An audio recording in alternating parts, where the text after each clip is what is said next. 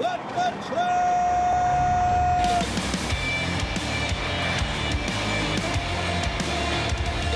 You are listening to What the Truck. Are you ready to truck it? It's time for your Nooner with Dooner. Wednesday. We made it. We made it halfway.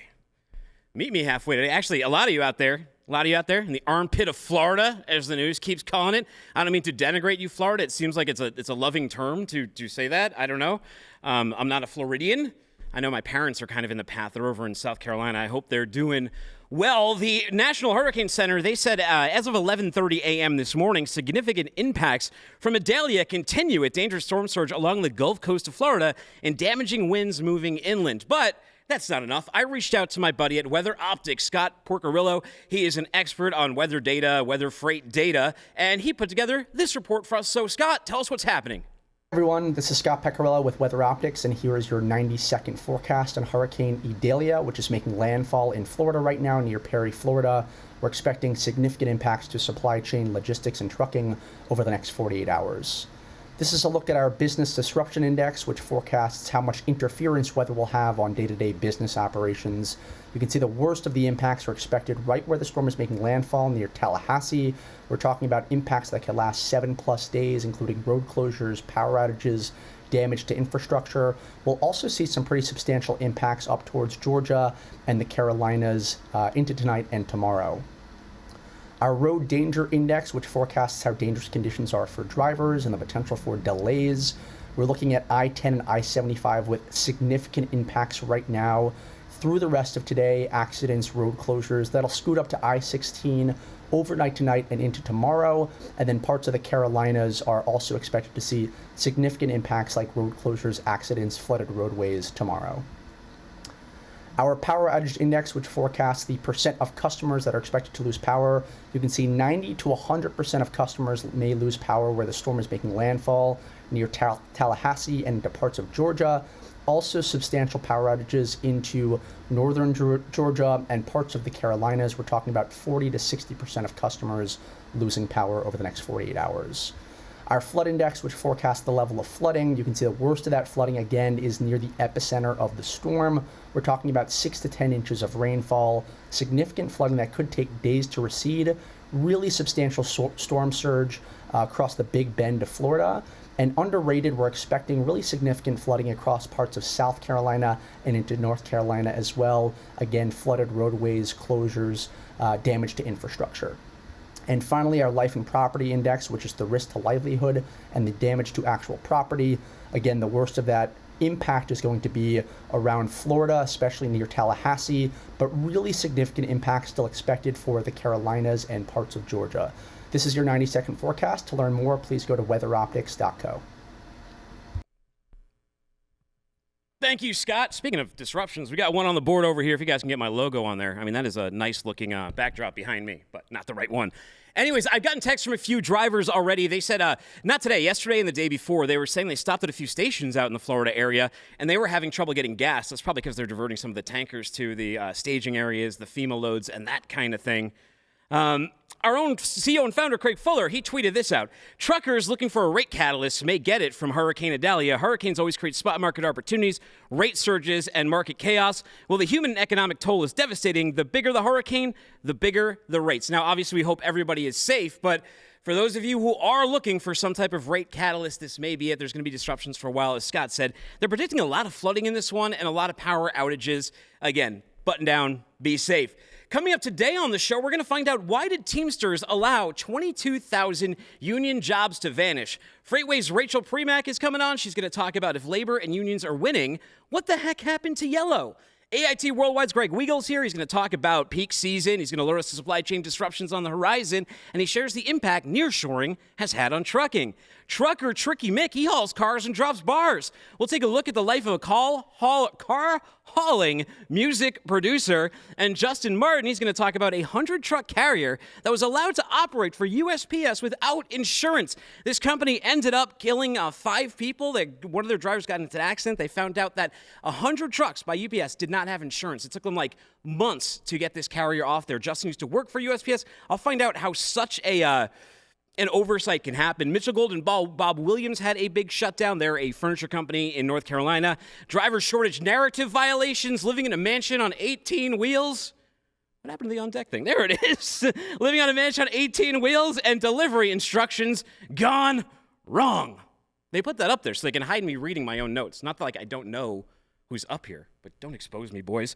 All right, let's tip the band. You may think of AIT Worldwide Logistics as an average U.S. forwarder, but in the past decade, they've evolved to become a global logistics powerhouse. Today, AIT is customizing supply chain solutions for multinational Fortune 500 companies shipping between Asia, Europe, and the Middle East and North America. Despite the company's exponential growth, they're still the experts when it comes to creating tailored plans that fulfill your supply chain requirements. Find out how your business can benefit from the logistics pros at AITworldwide.com. But right now, we're going to find out how we can benefit from Rachel Premack, because she's the editorial director here at FreightWaves. What's up, Rachel? Hey, how are you doing? I'm doing good. I just found out I'm going to Jackson Hole next week. I know you went there last year. Any recommends? What do I got to see? Oh, you should definitely go to Yellowstone National Park. That's probably like an hour drive from. Wait, is it that or which one's better? What's better, Rachel? That or Grand Teton? I think you should go to both, but Yellowstone. So Grand Teton is good if you want to get into like some like longer day hikes and stretch your legs or whatever, but Yellowstone is a good place to go if you just want to see really cool, unique kind of natural formations. So it's I would say both, but honestly I don't think you can lose either way. As long as I'm seeing some nature, it'll be cool. Now, no, it's not cool, though. 22,000 union jobs were lost, right? 22,000 union jobs vanished. And in the news cycle, not our news cycle, but the mainstream news cycle, this kind of got brushed aside, and suddenly it was UPS, big wins, collective bargaining is a huge win, this always works out, conveniently ignoring what happened 2 weeks prior, which was Yellow going bankrupt. Tell us a little bit about this, Rachel. Yeah, so viewers of What the Truck are probably well familiar with the broader storyline, but what we really saw is, following this bankruptcy, Yellow blamed Teamsters for not negotiating, not kind of standing up and working with them with some of their change of operations. Teamsters and, most people kind of who watched this situation said, well, the real issues was mismanagement on Yellow's part. So we've got different parties pointing fingers at the other. It seems like a more holistic view of this would say Yellow had longstanding financial issues over the past, let's say, 15 years. Teamsters had stepped in multiple times, given multiple concessions on wages to try to keep the company going, and the company just couldn't keep going. Is the problem? This is the first time that Teamsters did not offer to help Yellow in any way, did not offer to bend its work rules to benefit what Yellow needed. And as a result, Yellow did go bankrupt. But so you can really point the fingers either way. Should Teamsters have negotiated with Yellow? Should they have allowed these work rule changes? Or should they have drawn the line in the sand and say, we're not putting up with this anymore. This is not the way to treat a Teamsters member. It's still kind of a conversation and a question that I don't think we really come to an answer to.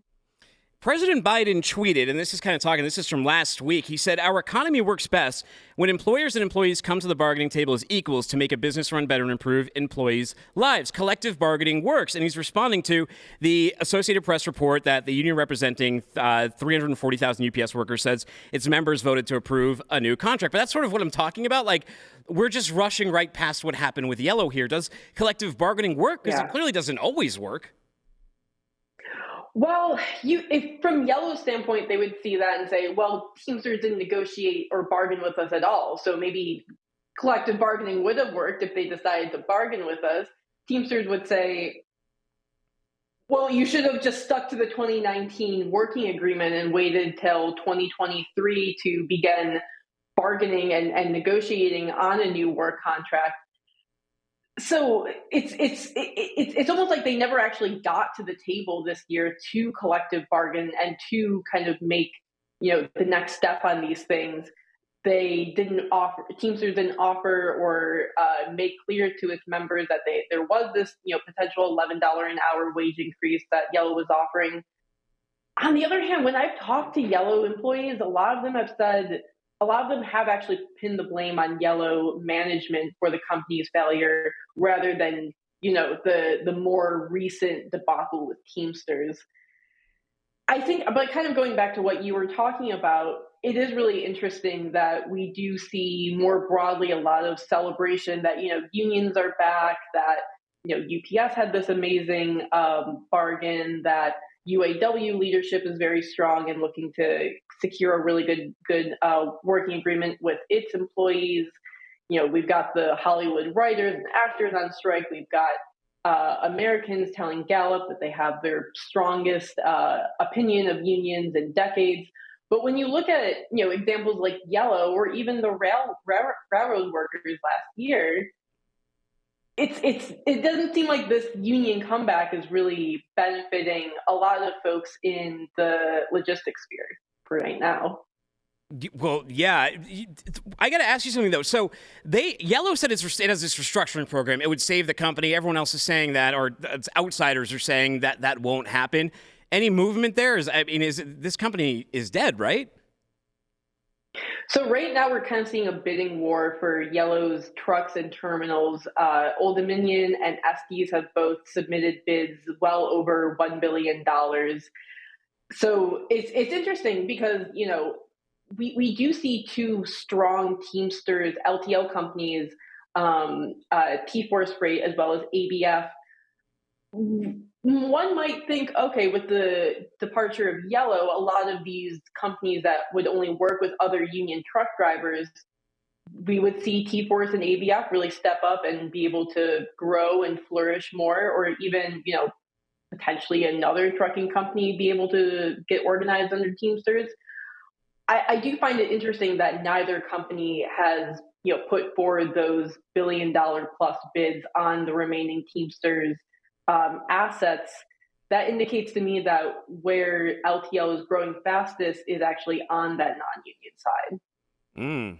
Who's buying the terminals? Is it Esther? Are they going to up their 1.3? Because we also got ODFL with the $1.5 billion iron in the fire.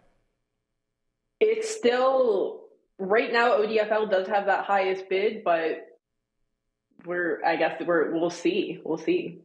Yeah, well, it's been the summer of union activity. You mentioned SAG, obviously there's Yellow, there was UPS, but now it's moving into the fall. You got the New York bus drivers. They're saying they're going to have to send kids to school in Lyfts and Ubers if that happens. You got September 15th, 2 weeks from now, United Auto Workers Union, I believe, is planning on going on strike if that doesn't get resolved. There's been so many issues with cars and everything. Cars are finally getting onto lots and are at MSRP and with the slowdown, but we could be right back in trouble with that as well. So something to keep monitoring. A lot of disruptions going on, Rachel. People want to keep up to date on it. They want to keep your tireless efforts keeping on the trail of Yellow. How do they keep in touch with you? Yeah, so you can subscribe to my newsletter at freightwaves.com/modes, or just Google my name, as we've discussed before, Rachel Premack, FreightWaves. I'm the only person with my name, so I'm easy to find. But I think I am going to be taking a step back from Yellow reporting for a few weeks because I have neglected the other things I have to report on over the last 2 or 3 months of reporting on the Yellow saga. Well, I think we all look forward to a new topic, Rachel, so I'm excited to hear what it'll be. But it's knowing you, it'll probably be something not too good. Not as bad as Thursday Lost. Hey, it might be. You never know. Think positive. All right, Black Widow, take it easy. Thank you for joining me on the show today. Thank you. Take care, Rachel. All right, meanwhile, check this out. So this is a bear. Lady came across this bear on the side of the road. It's got trash on its head. And that's why drivers don't go throw your bottles out the window. Right? Look at this. It's on a bear cub's head. This lady's braver than all you. You're afraid of a trash can. She's not afraid of a bear. She's not afraid of Mama Bear. She walks right up to this cub. And look at that. You're okay. Oh, look, he's a little nervous at first, too. He's appreciative. You're okay. Look at his eyes. You all right, baby? He's like, thank you. You okay? You're welcome.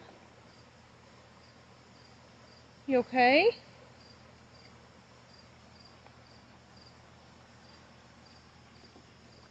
You okay? Yeah, that was tough, wasn't it? Get going. Yeah, don't cross the street, bear. I probably shouldn't approach any of those if I see them in Yellowstone. That might not be a good idea. All right, Greg Weigel. He's Chief Business Officer over at AIT Worldwide Logistics. Hey, I like the backdrop, Greg. Hey, good to see you again, Tim. How are you? I like it. Where are you hanging out today? Down in beautiful Houston, Texas. Oh, good. So you're not in that storm path or anything. You can just monitor that from the safety of AIT. Yeah, we're definitely watching that closely. By the way, I just got back from Montana and Yellowstone last week. The weather was perfect. You're going to enjoy it. And just one tip, if you head up to, if you're in Jackson Hole, you've got to go through the Tetons to get to Yellowstone. So go up to Jenny Lake and you'll love the scenery up there. Great spot. Oh, so no matter what, it's like if you go to Yellowstone, you're still going to come back or through Tetons. So you can knock them both out. Yeah, if you come in through that south side. So I hope you enjoy your vacay. I will. But before I get to it, we got to resolve a few things here. First of all, I've been asking everybody to try and get their perspective. I'm hearing a lot of similar things, but I'm going to still ask you. With peak season, let's talk about it. Are you expecting the end of the third quarter and the beginning of the fourth quarter to see rates go up for that side of the business to be happy? What is your prediction for peak season? Yeah, Tim, I think the last time we got together, our discussion around what we were expecting for 2023 is pretty much come out as we discussed back then. And, we're really not expecting to see much of a peak season. The import activity coming into the U.S., which drives a lot of the domestic freight activity, is down significantly. I think last week, if you look at the ocean conversions going into intermodal transportation, volume was down about 15.7%. Which is a pretty significant year-over-year decline. And, from everything we're seeing from both our customers and on the manufacturing side, predominantly in Asia, our expectation is for a very muted peak. Now, things can, sometimes change with that. I expect, maybe some bubbles with some new product launches maybe coming out from some of our bigger technology companies coming online. That may, push a couple of little bursts of activity. But, I think, Q4 is going to be pretty quiet. Traditionally in the freight forwarding world, about 40% of your activity takes place between October and December. And, this year will be nowhere near that. So is nearshoring playing any role? There's so much talk about nearshoring, especially when just in time wasn't working and everyone was talking about just in case. And it's like, we got to nearshore everything. Is that having an impact on demand from China at all? Yeah, I think you've got two things, right? Everybody's still smarting from, the impact of COVID and the longer supply chains. People are looking to shorten those up and, are looking at, different geographies to be able to do that. We're very bullish on Mexico. We're seeing a big uptick in freight coming out of Mexico. We're investing significantly on our transborder operations. We got a new operation in El Paso coming online in November, 90,000 square foot facility in El Paso with an FTZ. We're investing in Laredo, a lot more new activity in Mexico. So we're very bullish on that. We think there will be more activity coming online in Central America as well as people try to shorten up their supply chain, to deal with some of that long range risk. The other thing is, there's a significant amount of de-risking that's taking place on China. And with a lot of the different geopolitical things that are going on, we're seeing a lot of manufacturing that's moving out of China that, has historically been there the last 25 years. Vietnam and Southeast Asia are big beneficiaries of people trying to de-risk the geopolitical situation with China. So we've got new offices that are opening up, throughout Southeast Asia. I'll be there in October, for the grand openings of our new Malaysia and Singapore and Indonesian offices. And, we really think that people are going to continue to look at alternative sourcing opportunities from a manufacturing perspective versus China this year. I opened the show talking about Hurricane Adelia, right? It's going to be hurricane season. There's going to be plenty of disruptions. What other disruptions, or including hurricanes, are you forecasting to impact shippers and carriers as we move into the third quarter? Well, I think you and Rachel talked about it earlier. We dodged some bullets with, some big, labor situations that we're developing with UPS and with the ILWU on the West Coast, as far as the West Coast longshoremen, which could have been pretty devastating. And a lot of discussion around Yellow. As an ex, roadway employee, I was there for 12 years. There's a lot of incredible people and leadership and labor that I worked with while I was at that company. my heart really goes to the people, because if you want to run a world-class transportation organization, it all comes down to people. Everybody's got trucks. Everybody's got terminals and access to steamship lines and airlines, et cetera. It's the people that make it work. And so, I know there's a lot of debate going on as to, what the root causes of Yellow going bankrupt were. I just really think about the 30 or 40,000 people and their families that have gone through just, a life-changing event, no matter what the reason, and that are severely impacted. And I hope they get back to work and can take care of their families, quickly. And I hope the industry can help them to do that. But I think it does talk a little bit about, how much capacity is available in the marketplace still. In roughly a week, you've got a $5 billion company that went bankrupt, and all of their business was absorbed through the available capacity, throughout the trucking systems in the U.S. So I think that says a lot about supply and demand in the current environment. I think as you've seen, as logisticians, our job is to solve tough problems for our customers.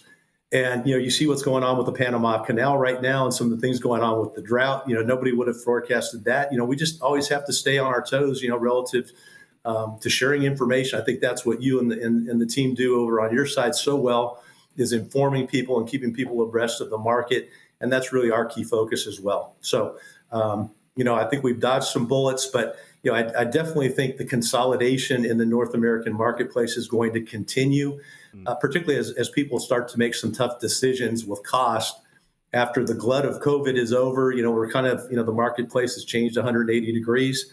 And, now people are having to, address kind of the inflationary and cost pressures. And I expect to see more consolidation from that. Speaking of the disruption, I also mentioned to Rachel the auto workers. Would that have an impact on Greater Freight were this to be a strike, especially a prolonged one? Because suddenly you're taking all those cars off the back of car carriers and off the back of railroads. Well, you talk about nearshoring. Probably the biggest industry that's promoting, North American trade between Mexico, U.S., and Canada on trucks is the automotive industry, right? Outside of perishables and produce, things of that nature, the automotive industry is significant. And so it could be very disruptive, in my opinion. Are you hearing any positive things from the shippers you talked to about the fourth quarter? Very conservative. Yeah. I would say that from a demand perspective, and you see a lot of the public announcements that came out on the for the second half of the year. Most of the larger freight forwarders and transportation companies are down high teens, high double digits in tonnage. AIT has really weathered the storm well. We're kind of in the mid-single digits relative to tonnage decline and have done a good job in coping with that. And, I really think that, there's not a lot of optimism, relative to what's going on with that. Yeah. Well, Greg, thank you for your insights today. Where can people connect with you or the pros over at AIT? Hey, the best way to get in touch with us is via LinkedIn. And also, we're publishing all of our updated market reports on a monthly basis. So if people need to have news about what's going on with peak or anything else, please check in with us at LinkedIn. Very, very cool. Thank you for your time. Have a great Wednesday. Yeah, great to see you, Tim. Take care of yourself. Take care. All right, time to the banding. China, India, Korea, Vietnam, Belgium, the Czech Republic, France, Germany, Italy, the Netherlands, Switzerland, the United Kingdom, Canada, and Mexico. More than 2,700 AIT Worldwide logistics supply chain experts are stationed in these countries and, of course, in offices across the United States. And in 2023, they're adding even more global locations as the organization strives to make it easier than ever for companies to ship between Asia, Europe, the Middle East, and North America. If you're ready to create a shipping program as unique as your business, you can learn more at AITWorldwide.com. All right, let's get some drivers in shape. Look at what this guy is cooking in his cab. So guys, it's currently Sunday afternoon, right? And I'm gonna show you guys what I eat to stay in shape on the road. Currently, I'm in my semi-truck. Let me show you guys outside. I'm waiting to be unloaded. This is what's going on outside. So I have my air fryer right here. Guys, if you don't have an air fryer, please invest in one, right? And I have rice. I will be cooking this in my rice cooker. And I have chicken breasts. Now what I do is I cut up a whole bunch of chicken breasts. I have like 4 bags like this, right? And when I'm ready to eat one, I thaw it out, and the rest I keep in the freezer, depending on how long I know I'm gonna be on the road. So let's start cooking. Now, guys, the food scale is crucial. I mean, that's another tool that you gotta get. I'm gonna hand sanitize my hands real quick. Count your calories, guys. Get my fitness pal and track everything that you eat. It's gonna make life so much more simpler, right? And then from here, I wanna measure in ounces. I was told this, that the #1 secret killer is the fork. You know, as humans, sometimes we just don't know when to stop, or we make poor choices. And, you know, we can correct it. If you go on Google and type in how to use a food scale and healthy choices, you will learn like I had to learn. I was a personal trainer for about 10 years, and then I decided to go a different path. But I learned a key component in my health and fitness journey, and that was how to use a food scale. I mean, it changed my life and it changed my physique. Listen, we all got loved ones you want to be there and have long life and longevity with, right? Don't cut your time short. Anyway, guys, God bless. Love you guys like always. If you like this type of video, please follow, like, thanks. Yeah, you want more content like that, go to TikTok and follow Will's Da Truth. That's D-A, Da Truth. Smart guy. My fitness pal, smart thing too. Every time I want to lose weight, I use that, and I do. But then I stop, and then I gain it right back. Go back to my WAM, or my WA, my walking around weight, W-A-W. Anyway, Tricky Mick over at Tricky McMinnon. What's up, man? Where are you sitting today? I'm sitting over here in Vandalia, Illinois. It's actually Tricky Mick Mining, as in crypto mining. But let's keep moving on to the next point there, because I know you don't like talking about that too much. No, I see, here's the thing. I mispronounce every name, so thank you for calling it out. Some people get in trouble. Hey, we got a quick video of you. Let's take a look at this first video. Hey, what's up, guys? Tricky Mick here. I'm loaded with some awesome Chevy Silverado medium duties. Got some new steer tires yesterday because of a flat on one of them, and we replaced both steers at once, not just one. Safety issues. So, some new tires. About to take a shower over here in Springfield, Ohio, and then I'll be heading out to Massachusetts to make some deliveries. So, I'll catch you guys next time.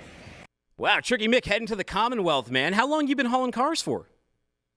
You know what? It's been about 6 or 7 years now. I actually started out on a 4-car tow truck hauling repos, auction cars, and lease turn-ins. And as I've gone throughout the years, I've found that personally, the 9-10 car thing wasn't for me, but hauling the big heavy-duty trucks is where it's at for me. I don't have as many problems with damages or, you know, these small little scratches that the dealers just, man, they are ruthless nailing you on the smallest little issue. And it's very expensive to any company, because those car dealerships are actually making profit when they fix those cars for you.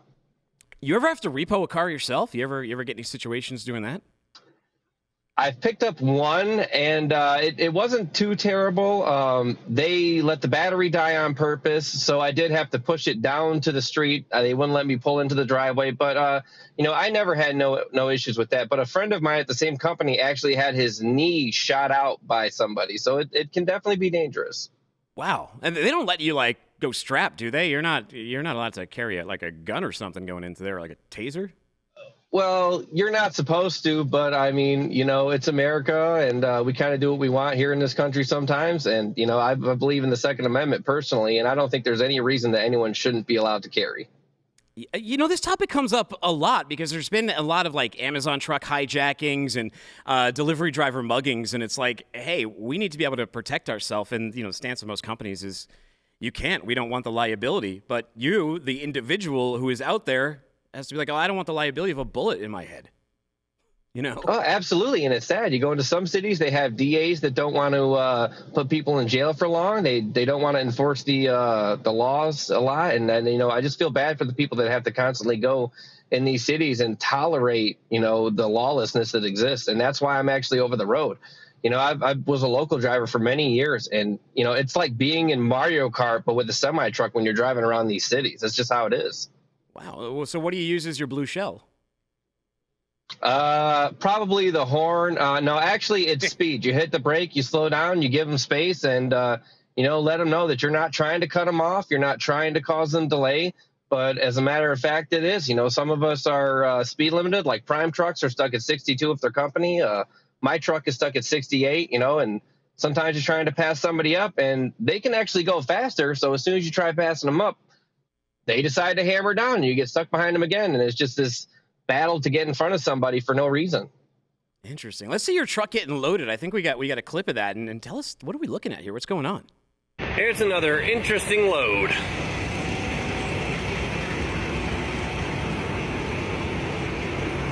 See, All right, I'll so it's examine pretty scrap. easy. Yeah, exactly. So, you build up ramps, you put the first one on, build a ramp on top of that, put the next one on, chain them down real tight, and, you redo the process to get them off. Now, we actually have loaders at the yards where we load for the most part, unless we're doing small things like transit vans or maybe some of the smaller Isuzus. But, I work for a really good company that really has it down pat on, how to be efficient and how to get the driver moving. What's the key to load securement on these? You're carrying very heavy things. One of them falls off, could be catastrophic. Really is to make sure the chains are tight, make sure that you're straight as much as possible, check your load when you stop every 300 miles and, do the best you can. There's nothing you can really do if somebody jumps in front of you and you have to slam on the brakes. I mean, loads are going to shift in an emergency situation, even if you're the best person strapping them down. So why use like a semi-truck? Sometimes I see like a guy in like a beater, old Chevy, hot shot and some cars behind him. Why is this? What's going on with that, and why the semi?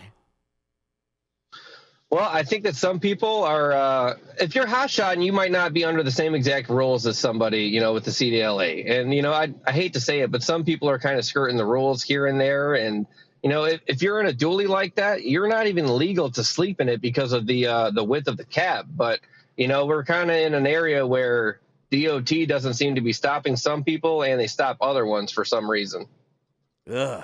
Let's take a look at this truck. I think we have, you have a yellow truck and a blue truck, do you? Are those both company trucks? Do you own these?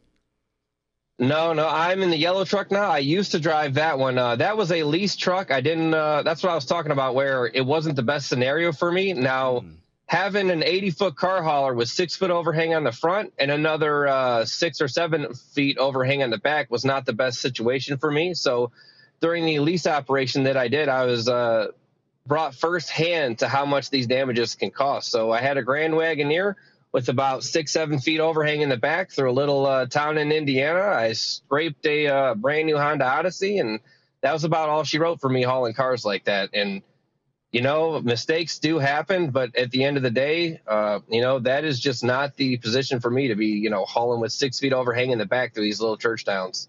Yeah, I'm glad it wasn't my Honda Odyssey. We just got one of those recently. No scratch. Yeah, I noticed. And you know what? I love your Honda Odyssey. I own an older one myself. And I tell you what, I am so impressed with the amount of power that modern cars have. It's amazing. Yeah, I think it can tow like about 4,000 pounds with that Odyssey. Throw a little boat behind you. Yeah, something like that. What, about 300 horsepower? Yeah. Well, we always complain about truck parking, but like you don't just have trailers. You have really expensive cargo that could get scratched, that could be accessible to thieves and those kind of things, and is big and unwieldy. Let's take a look at you in a parking lot here and tell us a little bit about the challenges that goes on there. That's all right. You'll see what I mean in a second. Right. I remember this one. You're coming in here. So you're supposed to go in one way at this parking lot. Swing that trailer in between the spots over here. It's just not possible with that kind of space. So what I did is I came over here to the end and I got butted up right against the curb.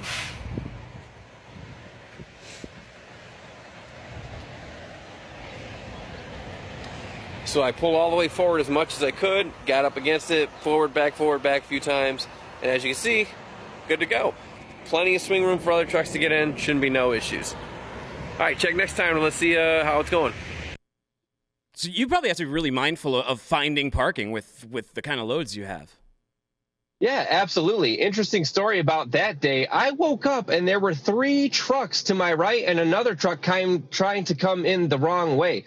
So I spent about 30 minutes helping a guy move front, back, and he actually hopped the curb to get out because he couldn't pull around. He couldn't back up. There was another truck behind him. And, I got out and I helped everyone stop and make sure that the situation didn't get any worse because, you get into scenarios where nobody knows it's full. Nobody understands that, an arrow means one way apparently. And, I try my best to make sure that I can help out my fellow driver. But at the end of the day, you're kind of responsible for yourself. And I don't know why, but a lot of the truckers don't want to use apps like Trucker Path. I look every single time before I go somewhere to see, is it full this time normally? did somebody report it full an hour ago? And by using these types of things, I'm able to be much more efficient with my time than otherwise. Wow. Are you concerned at all about this potential auto worker strike? I'm not really. I think that we have strikes in the past, we have strikes in the future, and when one plant strikes, another plant's not, and so you're going to pick up over here when you drop off over there, and so the company I work for, we have contracts between Isuzu, General Motors, Ford. So when one plant goes down a little bit, they just send guys up to the other way. So I don't think it's really a huge problem in the future. I mean, unless they all striked at once, I mean, then we could definitely be looking at an issue. Yeah. Well, I hope nothing bad comes of it, because like the inventory, they're trying to get this thing right sized, this supply chain over here. But a lot of disruptions on the horizon. But you know what? You disrupt your day by being a little bit of a producer once in a while. You like to make music while you're on the road. I think we have a picture of your setup, which modern setups. I mean, although 20 years ago in my apartment, I was using that too. I had I had a computer with a sound card in it and a Kurzweil keyboard and a microphone. I used to produce a little music back in the day. What are you cutting when you're out on the road?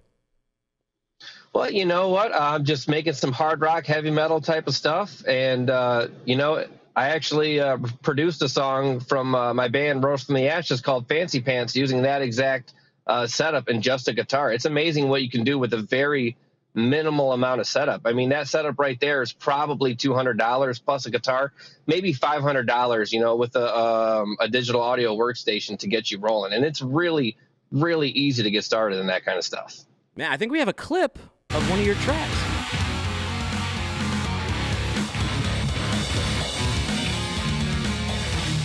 Oh, yep, that is one of them. That's Fancy Pants. This you singing? Nope. I'm the backup singer during this song, though, and the one screaming. This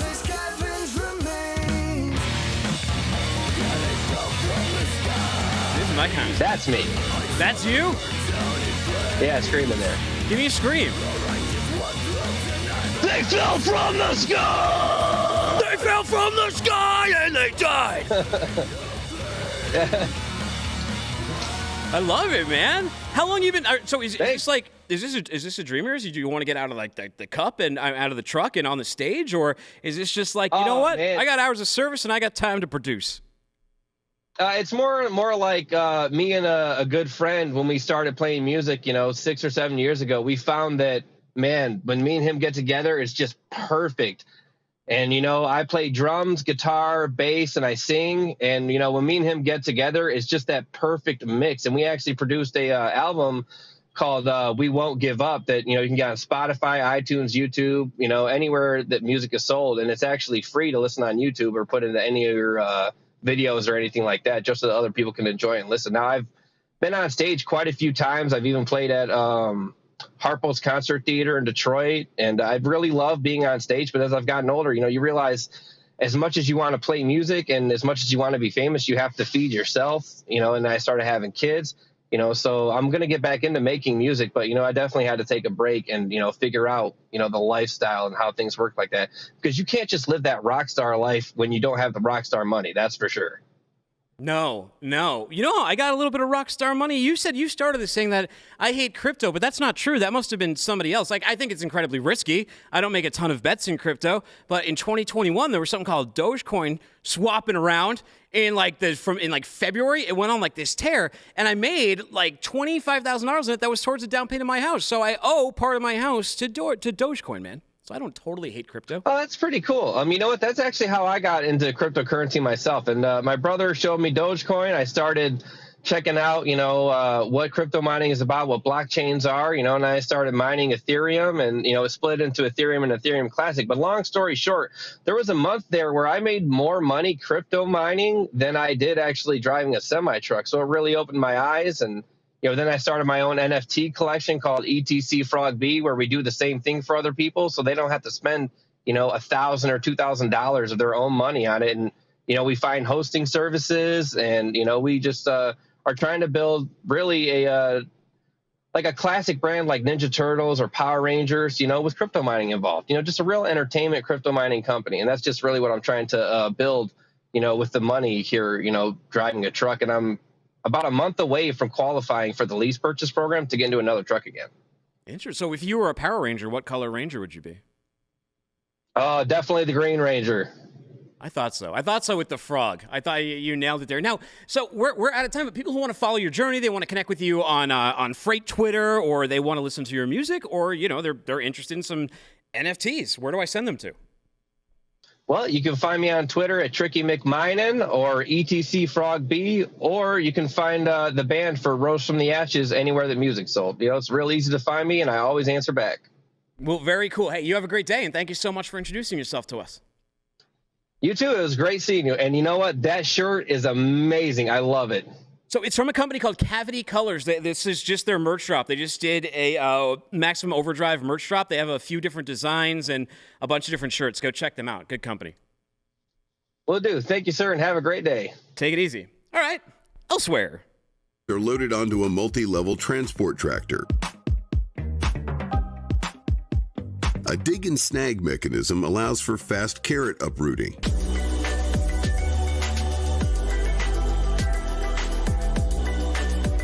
Rollers spin a bale of hay for multi-directional wrapping.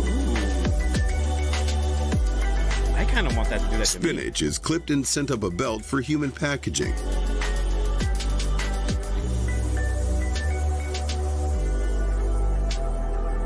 Hexagonal compartments of honeycomb are sliced off mechanically.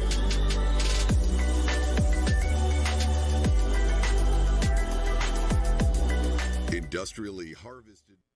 Industrial ag is pretty sick. Wonder if Justin knows anything about that, because it's time to talk to him. It's Super Trucker Justin Martin. Yeah. What's up, Justin? Yeah, I grew up on a farm in my early childhood. I know just enough about ag to say that's hard work, and I'd rather do this for a living. You should probably wash your vegetables, right? Yes, absolutely. As much as the machinery takes care of all that, you still got the dust, dirt, and debris on the packaging. Yeah, and when you see corn, for example, corn is oftentimes in a large open deck trailer just driving down the road. Anything can get in there, any dirt, anything like that. Make sure you at least you boil corn though, so that can kill some of the stuff. Yeah, or grilling, completely underrated. So, Justin, you used to work for USPS, and they were in the news for a pretty big indiscretion, right? Trucking company tried to buy insurance about an hour after they got into a crash. And this wasn't just any crash. This crash killed, I believe it was 5 people, if I'm not mistaken. And what happened afterwards was it was discovered that this company had 100 trucks. They had no insurance on these trucks. And it took months for USPS to even cancel this contract. And there's probably a lot more out there like this carrier. But how does a company like you, we have so many government regulations, and you talk about a government entity like the USPS not vetting a carrier. How does that even, how do all these trucks avoid weight scales? How does nobody know they didn't have insurance? Yeah, when you have the USPS badge, or as a contractor it says US Mail across your truck, you're kind of invisible to law enforcement most of the time. If you still have to go into a weigh station, you're going to get popped. That I used to get popped all the time when I was a contractor for level 1s. But for the most part, a lot of it is just as long as the mail's moving, nobody really cares or pays attention. Once that person has the contract, sure, they might have had up-to-date insurance at the time. But I believe with this company, they had insurance, they let it lapse, and then they just never renewed it. Yeah, it said here, Jesus Puebli faces 5 counts of vehicular homicide for the June 2022 crash. They said the carrier is a Camentes. It had nearly 100 trucks on the road around the country without insurance. Tough situation. There's a lot of comments on this one, too. Oh, we actually have a form. What is this form? This was one of your comments. You said this is a PS form 5500. What does this do? Yeah, so if you're, and you notice here, it says filled out by employee. So literally anyone who works at the post office can fill out one of these forms. If the truck has a flat tire, if it has a light out, if it's not the right driver for that contract route, we had that all the time in Philadelphia. Basically any kind of indiscretion or discrepancy, that would prevent mail from being loaded on that truck. You fill that out, they don't get paid for that job that day. And this is the basically the magic bullet they can use to put these bad contractors out of business. If they're not making any money, guess what? They go out of business. And it's just either lack of knowledge or just whatever. It's someone else's job. That's kind of the attitude a lot of times. Someone else will take care of it, and guess what? Nobody takes care of it. And that's where we get these horrible situations where a bad driver ends up killing a bunch of people. A lot of drivers commented on this. Trace Plotter said, "This is wild, considering the companies I work for check mine every month before they release my direct deposit." Yeah, no, as long as the mail's moving, nobody really cares because there's so many layers of bureaucracy involved in this that's how this goes unnoticed. Subprime Shaman said, "I could save a lot of money if my insurance company would let me buy homeowners after the house is already on fire." Part of the story was the carrier, after the accident, tried to get insurance. Yeah, no, it's a real scumbag. And 100 trucks, too. That's a pretty big size for a contractor. Most of the ones we had in Philadelphia were pretty small. But then you have like a handful of contractors that are like basically mega carrier size. Eagle was a big one. I believe they're called 10 Roads now. I used to work for a contractor who ended up being bought out by the company they bought out. So, basically the rule of these guys is like either you stay small and go unnoticed, or you grow to the size where another bigger contractor basically buys you out. Ugh. I mean, the thinking there isn't like, oh, I can't get a nuclear verdict if I don't have insurance, right? No, it's usually just, someone else will take care of it. Someone else. Well, Tricky Mick, who was just on, he said, "This is exactly what I mean when I'm saying that some people are undercutting others with shady business practices. Guarantee that guy can accept any offers that most companies would have to say no to just because of the cost to run the truck and the fact they aren't even paying for insurance." No, it's actually pretty much the opposite. Once they got locked into that postal contract, no one else is going to work with them, so they're kind of stuck, hauling mail. Really? Yeah. Once you're in the door, and you're getting along with the people in the office, and you're not a total screw up, you'll keep running. So is USPS? Are they just going for the lowest bidder though? Yeah. A lot of times that's the situation, or whoever's like the manager of that district. Turns out they might know the contractor or they used to work for them. So there's a lot of deals made that way. But again, most of it is just, oh, we've worked with this person for 10, 20, 25 years, and no one else has kind of decided to take that contract from them. So we'll just keep using them.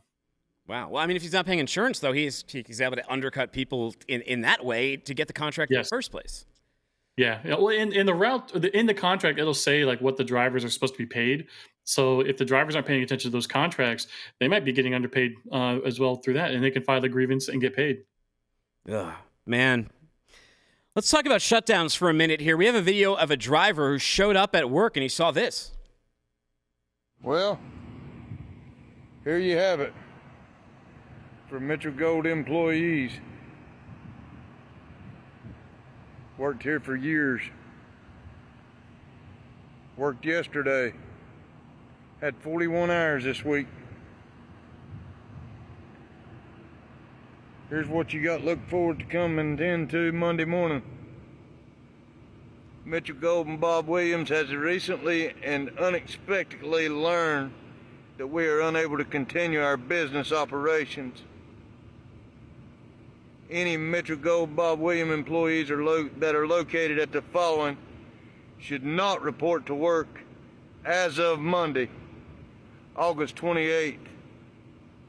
Main plant, Taylorsville. Frame plant, Hiddenite, NCDC, Statesville. Any home office remote workers are not to log in. All home office workers, we are sorry for the difficulties this may cause. Thank you. As soon as we have your schedule to get your tools and personal belongings, we will contact you.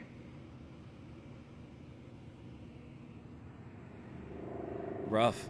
Ain't We've this been some watching bullshit? too many of these, Justin. Yeah. We've been watching too many. I'm not 100% sure if that guy was a driver or if he was a mechanic there, but just like the yellow situation, at least those guys had kind of a heads up warning, so they were able to get their tools and get out. But as we saw with Celadon when it shut down, those guys couldn't get their tools for months.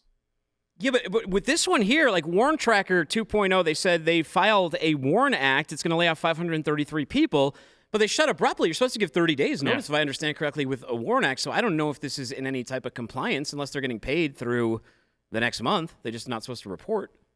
Yeah, it could be like they just had no idea, how a WARN Act is supposed to work, or they were just like, oh, shoot, we're out of money, so shut the doors. You think everyone got themselves in a little bit of trouble bringing in way too much inventory because of all like the home improvement we were doing during the pandemic 2020, 2021? I remember when I bought a couch, it took, from West Elm, it took 8 months to arrive, and then it arrived broken, and it took another 4 months to get the next one. Yeah, we moved summer last year or the year before to our place, and we ordered new furniture, and it wasn't months long, but it was a couple of weeks, and the stuff finally arrived, fortunately, in one piece. But yeah, as we're seeing, people's discretionary spending is slowing down. You got student loan payments going into effect next month, so that's, I think, going to start hurting a lot more places like this, because these guys were like a luxury furniture maker. They weren't like IKEA or anything. Let's hear from another driver who is getting crushed in this market. Let's see what he has to say.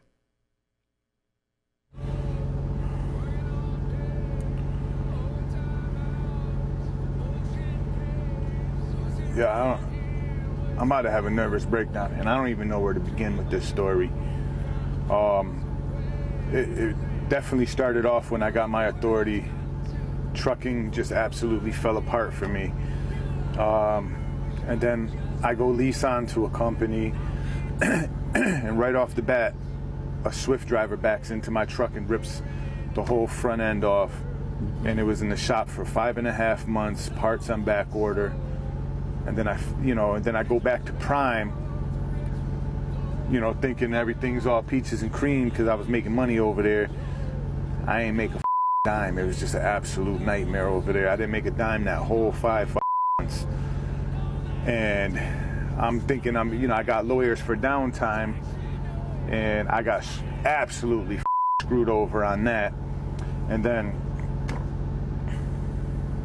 I get my truck back, and immediately the computer goes, which cost me about $3,000. And then a week after that happens, my alternator goes, which was a $1,200 job, and I couldn't wrap my head around how an alternator job is $1,200. But yeah, that's what they charged me. And then another 2 weeks after that, my radiator goes.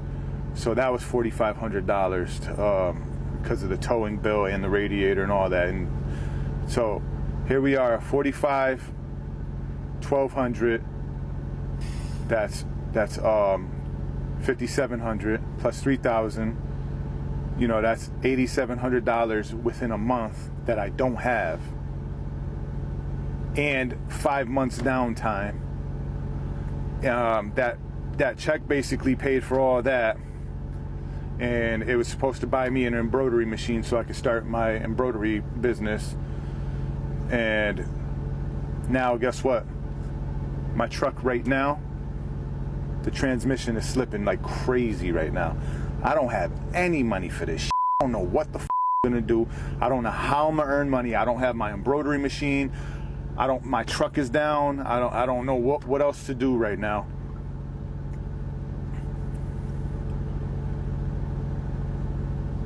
He's like in the trash compactor in Star Wars with a Dianoga around his neck, just trying to stop the walls from closing in on himself. That's I Am Nolting on TikTok, by the way, people, if you want to go follow him. Do you know, what did he want to embroider? He was really upset he couldn't get his embroidering machine. Hats, I believe. Hats are really big on TikTok. But yeah, his story is just one of thousands happening right now. When we're saying that the market is over capacity and that capacity needs to leave the market, that's what that looks like. It's real human beings basically stuck at zero, not able to make a living, in the situation that they're in. 2 years, 3 years prior, when the market was really hot, it was a great time to come into the industry. Sounds like that's what he did. He went out and got his authority, and then, just bad timing. The market crashed, and now he's hurting. Let's take a look at those authorities, for example. You want to see why the market is hurting so bad. Take a look at this chart. We are up to 2030 levels in authorities over here. You see that thing just skyrocket. And people are asking on, because I put this chart, Luke Velasco originally put this out. Thank you, Luke. That's a great chart. I retweeted, and some people were asking, what happened? Why? And it's like, because we poured trillions of dollars into the economy, and that fueled massive consumer spending on e-commerce, but also it cleared out all the inventory. We had to bring all these containers from overseas. You saw all the prices go everywhere, and it was kind of a gold rush. We saw all these drivers and all these authorities enter the market. But what's really interesting, Justin, is we always hear this ATA driver shortage narrative that we're short 80,000 drivers. But when you look at that chart, what you can actually see is we are over capacity by about 66,000 authorities. And that's not just getting rid of carriers. Andrew Teal made a great point online. If you just get rid of the carriers, those drivers, they're very flexible. They're fluid. They'll just go somewhere else. What we're talking about here is there's too many drivers. Yeah, yeah, and it's always so aggravating when they use that exact same flat number. I've seen it now where they project even further into the future. They'll say 160,000 driver shorts, or they are literally and figuratively doubling down on that 80,000 number. But when you look at the number, when you look at the data, you can see we are way over capacity. It is starting to bleed out right now. But again, these are just like you said, the carriers for hire. These drivers can sell the trucks, park the trucks for a bit, go work as a company driver somewhere else until the market turns around. So it's really not even showing, the literal driver capacity leaving the market or coming into the market. Trucking has insane turnover. So that's why these companies are always saying that they're short on drivers. When if you fix your turnover, guess what? You don't have a driver shortage. Yeah.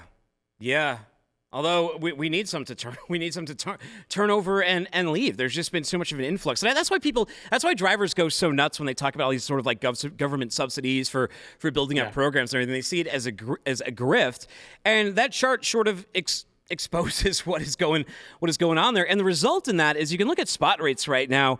There hasn't been a ton of movement. As I talked for August, they were stuck between 222, 224 for almost all of the month. As we leave the month, we are up to 226, so we're getting a little bit of movement. We started with a little positivity at Craig Fuller on Monday, so hopefully things are getting a little bit better. But like every dialogue we hear on here, every guest, I always ask in peak season. I had Molson on because Molson sells stuffed animals, right? We had Molson on Monday. Stuffed animals is something you buy when you got a little extra cash to get for your kid, but it's something you might not buy when your cash is tight. And he is sort of a great sort of bellwether for what's going on in the economy through that type of purchasing. You can really sort of see. And a lot of those stuffed animals and that type of purchases are what filled a lot of your trucks out there and took up and sucked up a lot of that capacity. Yeah, I mean, and he had a really good point about the shrinking of the plush toys. They're not even having to shrink them anymore because they got plenty of space in the containers now. He's like, I need to fill the full truck. Just something I always scream at is, why don't they put a damn beeper on these things? Look at this guy driving around with this stupid bed. And look, the guy here is filming. Is like, I'm trying to stop. He's trying to stop him. He's trying to wave him. This guy probably flipped him off. He's probably like, what do you want, you idiot? Now watch closely. Look at the trees because it's a little hard to see this, but he clips that power line. He takes the trees down, kills a family of squirrels. That bear with the cup on its head was probably hanging around there. Like, what is going on with my day today? That car was so unbelievable. They just stopped. And usually I only see this when they're hitting like a sign or they're hitting a bridge overpass like this one that happened in Houston. Yeah, no, there's some electrical workers getting overtime right now because of that guy. And oh god, that's a big one right there. Like, how do you? First of all, beeper or no beeper, just how do you not see that going down the highway? The truck drives differently. You're shaking all over the place. Check your mirrors, and you see it up in the air. You would think so. You would think not only would you sort of feel it from the drag of that, you also have your mirrors. And this guy literally had people on the road. I'm sure all these guys have people waving at them, like, "Hey, what do they think? They want the horn?" No, just turn in your CDL at that point. You should not be driving a commercial vehicle. Justin, what's life like in one of these road boats, these mansions on 4 wheels or 18 wheels, not 4 wheels? Pretty sweet. I drove a Freightliner Coronado, Freightliner Argosy for a bit, and you're packed in like a sardine. And I would run across these like husband and wife teams with FedEx or Mercer or Landstar, and they're basically just driving around these huge palatial trucks, and they're always pretty open. They're like, yeah, come on in, check it out. And you walk in and it's like, oh my god, they bring the house with them on the road, and they are never home. And why would they be? They basically live in those things 24/7. Redditor Mama Bear Trucker 2, she's the one who shared that. She said, our latest addition to the fleet, a 2023 Freightliner Cascadia, equipped with a Bolt custom side-by-side sleeper featuring a sink, flat-screen TV, induction cooktop, Coleman rooftop AC, in-motion satellite, convection microwave, and dorm-sized fridge and freezer. That's Chelsea C's. Well, no, Chelsea C has a different one. We don't have time to look at that one because I got to ask you a quick question. Have you ever bought a pair of AirPods and got them engraved? No, I got mine right here, blank. Well, look at what happened to Jeremy Judkins. Do we have that one? Jeremy Judkins got the AirPods? Jeremy Judkins got the AirPods. Did I order a pair of AirPods? You guys got it? No? It said I ordered a pair of AirPods Pro from Apple. There we go. I ordered a pair of AirPods Pro from Apple Express delivery via courier. I thought it asked for delivery instructions, but apparently it was for the engraving, and he put back door, if possible, where to leave the package, but now it says it on his AirPods. Oh, man. Go find Super Trucker at Super Trucker. Go find us at FW What the Truck. Find me at Timothy Dooner. That's DOONER. Subscribe to your podcast. Take care. Don't be a stranger.